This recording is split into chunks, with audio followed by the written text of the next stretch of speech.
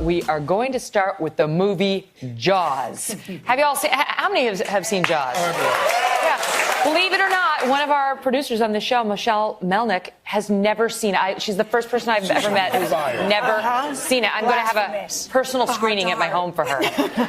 Of course, I love it, like virtually every American, Michelle. And we're going to talk about it in a few minutes. But first, there's news involving Jaws. We begin with a new theory about a real murder mystery, possibly connected to the fictional thriller Jaws. Watch this. This morning, a new clue in a murder mystery coming from a famous killer shark. A theory now suggesting the victim of a 1970s Cape Cod cold case actually appeared as an extra in Steven Spielberg's classic thriller, Jaws. The movie, filming just 100 miles away in Martha's Vineyard that same summer. This particular woman bears a shocking resemblance in appearance and wardrobe to the murder victim, and that it is the same general location in the summer of Jaws. The otherwise unassuming extra catching the eye of strange weather author Joe Hill, who is also the son of horror author Stephen King. Hill said he put the pieces together in 2015 after seeing a composite of the victim and rewatching one of his favorite films on the big screen. Suddenly I tingled all over and came halfway out of my seat, and for just the barest of a moment, I thought I had seen her. The Lady of the Dunes case dates back to July 1974. A girl was walking her dog on a Provincetown beach when she stumbled upon the body of a naked woman, likely killed days or weeks before. The woman's hands were missing, her head nearly severed, the left side of her skull crushed. No weapons were found at the scene, just the woman's body on a beach towel, her head resting on folded jeans and a bandana. No one has ever come forward to claim her. No one has ever said, she was my daughter, she was my ex-wife. Investigators have reportedly tried different ways over the years to identify the Lady of the Dunes, coming out with a new composite in 2010. Hill has not spoken with current investigators who have not responded to our request for comment, but he says they have received this tip. Hill admits this may be a case of him falling for one of his own tall tales. Part of me thinks that my subconscious mind is so programmed, so trained to quickly generate ghost stories that that's all I've done here. Warren Tobias, who is the lead detective on the case for 20 years, shares Hill's skepticism. I have to admit, there's definitely a resemblance there.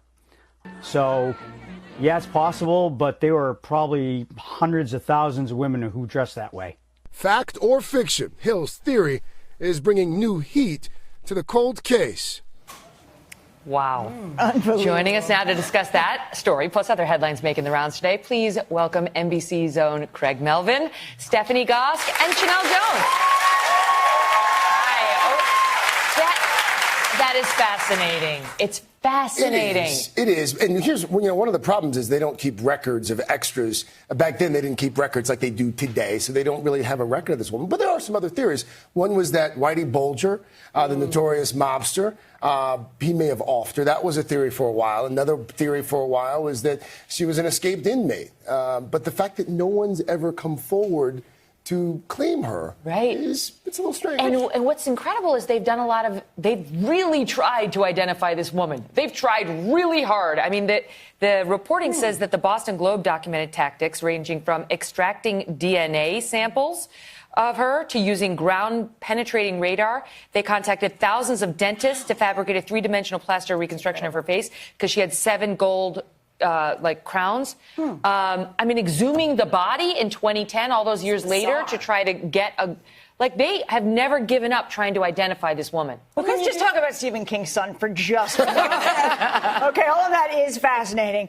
This guy just happened to be watching Jaws, not thinking, presumably, about this case, not Lady thinking of the about... Dunes. He's not actually looking for her, and an extra who pops like that, and suddenly... He tingles all over and he's like, that's her! What do you mean? And it's just an amazing, it's just a confounding thing that he's done. So did I miss something? Is it possible then that the extra, whoever if it's not this woman and she's at home, she's like, no, that's me. Yes, right, exactly. Can that extra come forward? Right. So I feel like that's the way to solve at least this tiny piece of the mystery. If you're the extra. Or if you know the extra. Because sometimes you know, oh, I was that one part in the movie, you know, you only saw me for 20 seconds. You know if you're in Jaws, right? If you're an extra. Because they say the Lady of the Dunes, which has been a case amateur sleuths have been trying to solve since this woman was found murdered all these years ago. That happened 100 miles from where they were shooting Jaws, as you point out. So, I mean, it was close. And they said two things happened in Cape Cod that summer. You know, Jaws was filmed with Steven Spielberg, and the Lady of the Dunes case happened. Those are the two biggest things that happened. And she was wearing, if you look there, she's wearing a bandana. But everybody wore that, right? I mean, like that. You point that out. That is true. That was the look in the 70s. I want to go back. Like, there must be somebody who worked on Jaws who knew her, some family member. I mean, you know, if you're in Jaws, it's one of the most iconic movies of all time. You're telling everybody, I'm in Jaws. There I am, right there. Wait, back it up. There I am. Rewind again, right? I've been telling that story for 40 years. So we're going to figure it out. But it's fascinating. And, we know, you're right, because Stephen King's son, he's really leaning into the Stephen King look. And clearly as spooky as his father. Right? The tingles. All the tingles. All right, so speaking of Jaws, have you heard this news about how they're revamping the Oscars? So they're adding the Oscars. I mean, they got 26.5 million viewers in 2018 or 2017, whatever, the last one they did. But that's the lowest ever. That's very low for Oscar numbers. And the broadcast is struggling. And so they've decided to revamp it by making it shorter. It's only going to be 17 hours instead of 20. And they're adding a category called, what is it? It's like the most popular film. It's kind of People's Choice-ish. Outstanding achievement in popular film. Right. And so there's some backlash, like, should they be doing this? Like, is that... There's a lot of backlash. I mean, here's the thing, though. A lot of folks, you know, won't admit this. Shape of Water, for instance, last year won Best Picture. How many people actually saw Shape of Water? No, didn't. I saw it. Well, I thought it was good. This is a highbrow crap. Commercially, it did not do very well. And a lot of the Best Picture nominees are kind of the same ilk. Well, I got to tell you, at a very young age, 10, I completely lost my faith in humanity when E.T. did not win. Fair enough. What beat That it? was it. I gave up on the globe after that. Honestly, Gandhi. Gandhi beat it. Now, as a 10-year-old, you're not watching Gandhi. No. That's Gandhi's true. like No. a 6-hour But it was a great movie. But E.T., it was crushing. She's really traumatized. No, I was. And I was traumatized at the time. And I guess the thought is, would you wait around then to watch for, it's not called People's Choice, but something like that, where it's like the popular choice, would that cause you to watch the Oscars? Would Part you of the stick other around? problem with the broadcast, though, is no offense to the people who commit their lives to this, but don't make me watch the best lighting category. Why not? No, it's true. That's No offense to the people who do lighting. Great lighting. Why can't they need that like satellite ceremony like they do with the technical All of a sudden the awards. lights go dark on Craig. Whoa. Yeah, all right. Don't rip on the lighting. Oh, I love the lighting director. Just his light. I will say Jaws should have won Best Picture. It was completely robbed by One Flew Over the Cuckoo's Nest. It was very wrong what happened to Jaws, which is clearly one of the greatest films of all time. Michelle Melnick, talking to you. But if you could, like if you had to, you obviously are going to go with E.T. If you could make most popular picture back in your day, your favorite, what would it have been? Oh, gosh. You know, I'm a big Nicholson fan. So you like One Flew Over the Cuckoo's Yeah. Better than Jaws? Yeah. Sorry. Stop it. Sorry. Stop it. But give me Nicholson in The Shining. Yeah. Oh, yeah. Creepy. What about you? Okay, so I took this in a totally different direction, so bear with me here. I put in two movies that people loved, okay? Which I loved. You ready? The first one, and again, it may not be critically whatever, but I loved it. My Best Friend's Wedding. Loved. They're with you. They're with me. Okay, the second one, Work With Me Now. Has anybody ever seen Coming to America? Oh, yeah. That's a great. Oh my God, huge. I was going to say, no, I agree. And that's the whole point is finding something popular that didn't win with the critics. And the thing is, you don't see a lot of comedies. And let's say Coming to America, for example. Eddie Murphy was a trailblazer that he played all those different roles. Yeah. People are still talking about it. People want a part two. So maybe there should be a lane for something. Oh, can I also say we cannot end the discussion without discussing My Cousin Vinny, which was, I mean, come on.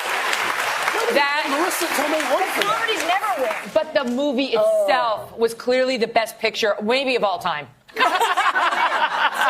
It was amazing. I like your music style. I'll say one thing. Style. Yes. I'll say one thing. If the Oscars want better ratings, they should really consider stopping the political speeches. Because I think a lot of us don't tune in to get a lecture on politics. We're looking to have a moment of escapism. We want to hear politics turn into cable news.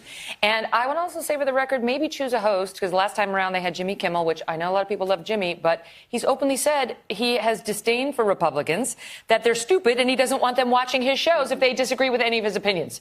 That does not tend to help your ratings. I'll take the last word on that. It sounds like you're lobbying for an Oscars hosting job. Oh, I don't want anything to do with that. No, I don't want it. I just think you have to pick somebody who hasn't intentionally alienated half the country if you want to, right? If you want the numbers to go up from 26.5 million.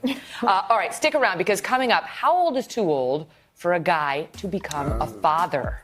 Apparently, actor Richard Gere is getting some backlash of his own, as he's reportedly going to be a dad again at age 69. That's next. We're back now with our panel and some backlash that Richard Gere is apparently facing after reports come out, we haven't independently confirmed them, that he will become a father again at age 69. He's 68 now. He's going to have a baby with his wife, according to the reports, at 69. She's 35. Some of the folks on... I know what you know. I mean, There's one guy. He's like, oh! He's like, right on, Richard. Some of the comments online, it's narcissistic. His child will be fatherless as a very young person. He has no shame. He's selfish. This is all about ego. I could go on. I'll be the first to tell you that families can come in all shapes and sizes. How can anyone criticize someone's personal decision when there is love in the home and there are people that are loving that child? That child is going to have a great life. So I think these critics ought to just tone it down. Now, as a 39-year-old father, I can tell you I'm almost too old to be a dad. You're getting tired, Greg? The energy that's required, to actively parent. Kudos to Richard Gere. But if you have a village, and I'm sure he's bought quite the village. He's definitely got a village. He owns the village. But my goodness! And who's to say this was Richard's idea? Here's my thing. So this is my thing. So I'm kind of in Stephanie's lane, because if I'm that child, let's say when I'm sitting here and I'm 40 years old, I'm happy I'm here. So however you have me, whatever age you are, thanks for having me, because life is pretty great. That's so right. You And know. you know what? There's no guarantees in life, no matter when you have your kids or they So I say, live your best life. So I say more love is good. Love is love is love. All right. Speaking of love this story. How many of you have had a major fail when using autocorrect? Major. Every day. So now there's a push by some to just say no. Just turn it off. Just live with your spelling errors. Your actual spelling errors will be less embarrassing than what autocorrect does to you. And here are a couple of examples we pulled from online just for fun. Here, this one's, I don't know what this one is. Do you still need help? Oh, yeah, this is the mom. Okay. Do you still need help sewing? I can come over Sunday. Kid, no, I urinated my pants today. I urinated my pants. Mom, I heard you. Why? Are you okay? Kid, I am trying to say unhemmed my pants. I did not pee I unhemmed. But wait, I got to read you the second one. This is from Bill K, who posted this. He writes, are you coming to my New Year's Eve party? Answer, of course, I'll be there. Okay, cool, because I'm going to kill you at midnight. Response, okay, on second thought, maybe I won't go. Haha, I'm going to kiss you at midnight. Megyn, this story is ducking unbelievable. That's usually when I've had my biggest autocorrect fails, when I'm actually trying to occasionally use profanity in a text message, which I don't do often. But if you're sending something to my younger brother, he'll say something, I'll say something back, and it'll autocorrect. It's like school marmy. Right. No, Craig. No, actually, what I meant was I would use the language. I meant to go for it. Yeah. I love autocorrect because sometimes when I now it's learned. Sometimes it get learned. Like I really mean this word, but when I try to text my husband Doug, initially it kept changing his Doug to Doughboy. Hey, Doughboy. I love it. My little Doughboy. That's pretty good. Is going to kill me for telling you that story. Doughboy's got a sense of humor. Doughboy's very good.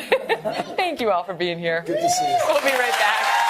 Hello, Today fans. Thanks for checking out our YouTube channel. Subscribe by clicking that button down there and click on any of the videos over here. to watch the latest interviews, show highlights, and digital exclusives.